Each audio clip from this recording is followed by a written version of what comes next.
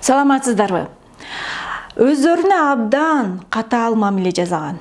Өздөрүн жаңылууга менин эч кандай укугум жок. Меники бардыгы 5 болуш керек деген, башкача айтканда перфекционист адамдар үчүн бул видео кандайдыр бир деңгээлде, же болбосо максатына бара жатканда кайсы бир кичинекей ката кетирип алса бүттү, менин колуман келбейт деп токтоп калган адамдар үчүн демекчимин. Келиңиздер, кээ бир жерде ооба бизге катаалдык, өзүбүздү өзүбүз аябоо, өзүбүзгө бир аз болсо ташбоорлук керек.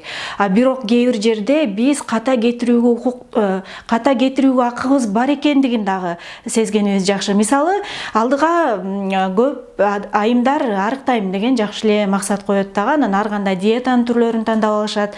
Анан жакшы эле бара жатып эле, анан орто жерден баягы өздөрүн токтото албай, адамды толтуруп жибере турган, же болбосо таптакыр жебеш керек боло турган бир азык түлүктү жеп алгандан кийин адатта кандай реакция кылышат?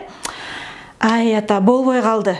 Бүттү, мен мындан ары каалаганымды жей берейин, менин колуман келбейт экен, мен арыктай албайт экенмин деп ошол жерден бардык буга чейин кылган аракеттердин бардыгы талкаланат дагы.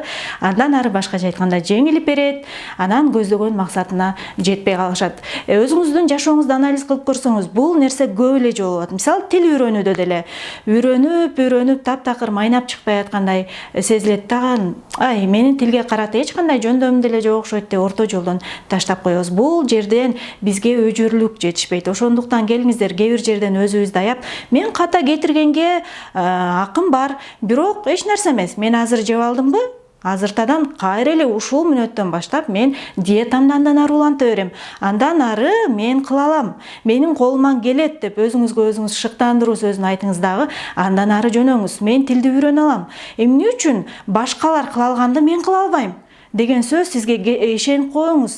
Сизди шыктандырат жана сиздин максатыңызга жетүүгө сонун күч берет. Анда эмесе ийгиликке жетиңиз жана өзүңүзгө өзүңүз аяр мамиле кылыңыз. Сиз ката кетиргенге акыңыз бар.